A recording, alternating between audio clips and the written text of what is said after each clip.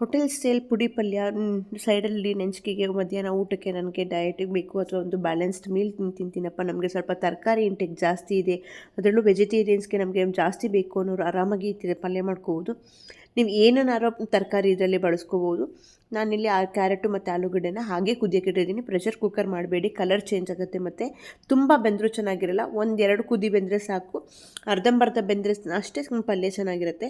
ಅಷ್ಟರಲ್ಲಿ dry roast ಮಾಡ್ಕೊಳ್ಳಿ. ಸಾಸಿವೆ, ಉದ್ದಿನಬೇಳೆ, ಕಡಲೆಬೇಳೆ, ಸ್ವಲ್ಪ ಜೀರಿಗೆ, 4 ಕಾಳು ಧನಿಯಾ, ಸ್ವಲ್ಪ ಕರಿಬೇವು ಮತ್ತು ಒಣಮೆಣಸಿನ್ಕಾಯಿ, ಖಾರ ಮತ್ತು ಗುಂಟೂರು ಬ್ಯಾಡಗಿ ಎರಡನ್ನೂ ತಕ್ಕಂಗೆ ಹಾಕ್ಕೊಂಡು ನೀವು ಅದಕ್ಕೆ ಹುರಿದಿರೋಂಥ ಒಣ ಕೊಬ್ಬರಿ ಪೌಡ್ರನ್ನು, ಒಣ ಕೊಬ್ಬರಿ ಇದ್ದರೆ ಹುರ್ಕೊಂಡು ನೀವು ಹಾಕ್ಕೋಬೋದು. ನಂತರ ನಾನು ರೆಡಿ ಮಾಡಿ ಇಟ್ಕೊಂಡ್ಬಿಡ್ತೀನಿ. ಈ ಥರ ಪುಡಿ ರೆಡಿ ಆದರೆ ನಿಮಗೆ ದಿಢೀರಾಗಿ ಪಲ್ಯಗಳನ್ನ ಮಾಡ್ಕೋಬೋದು. ಒಂದಿನ ತೊಂಡೆಕಾಯಿ ಪಲ್ಯ ಮಾಡ್ಕೋಬೋದು ಈ ಪೌಡ್ರಲ್ಲಿ. ವಾಂಗಿಭಾತ್ ರೈಸ್ಗೂ ಕೂಡ ಹಾಕ್ಕೊಂಡ್ರೆ ಚೆನ್ನಾಗಿರುತ್ತೆ ಒಗ್ಗರಣೆ ಹಾಕಿ.